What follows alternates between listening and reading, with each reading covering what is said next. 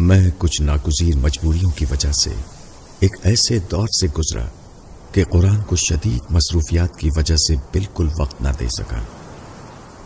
مجھے بہت دکھ اور افسوس تھا، لیکن اپنے آپ کو یہ دلاسا دے کر مطمئن کرتا کہ مصروفیات اور مشکلات ختم ہوتے ہی قرآن سے ناطہ جوڑ لوں گا۔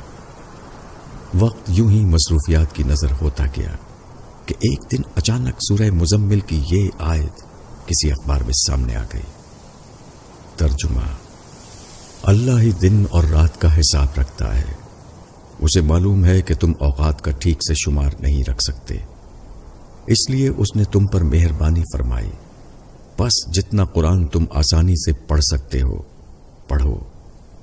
اسے معلوم ہے کہ تم میں کچھ لوگ مریض ہیں اور کچھ رزق اور اللہ کے فضل کی تلاش میں ہیں اور کچھ اللہ کی راہ میں جہاد میں مصروف ہیں، بس جتنا قرآن بآسانی پڑھا جا سکتا ہے پڑھ لیا کرو۔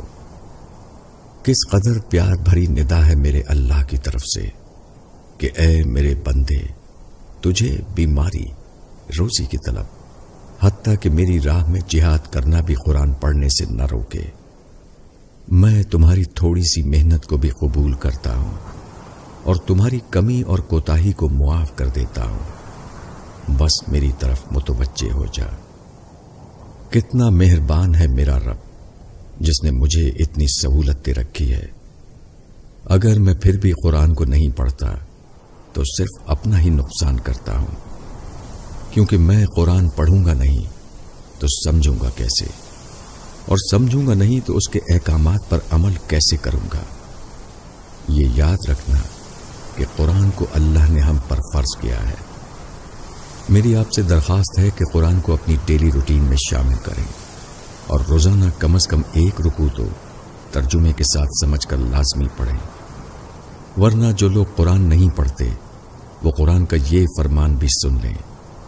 جب قیامت کے دن نبی کریم صلی اللہ علیہ وسلم ان کی شکایت اللہ سے اس طرح فرمائیں گے اور پیغمبر کہیں گے کہ اے میرے رب، بے شک میری امت نے اس قرآن کو چھوڑ رکھا تھا۔ کوشش کریں کہ قرآن کو اپنی زندگی میں شامل رکھیں۔ اگر کبھی زندگی میں مجبور و مصروف ہو گئے تو اس آیت کو نہ بھولنا، بس جتنا آسانی سے ہو سکے اتنا قرآن پڑھ لیا کرو۔ اللہ تعالی ہم کو قرآن کریم پڑھنے اور سمجھنے والا بنا دے اور اس پر عمل کرنے والا اور اس کو دوسرے لوگوں تک پہنچانے والا بنا دے۔ آمین۔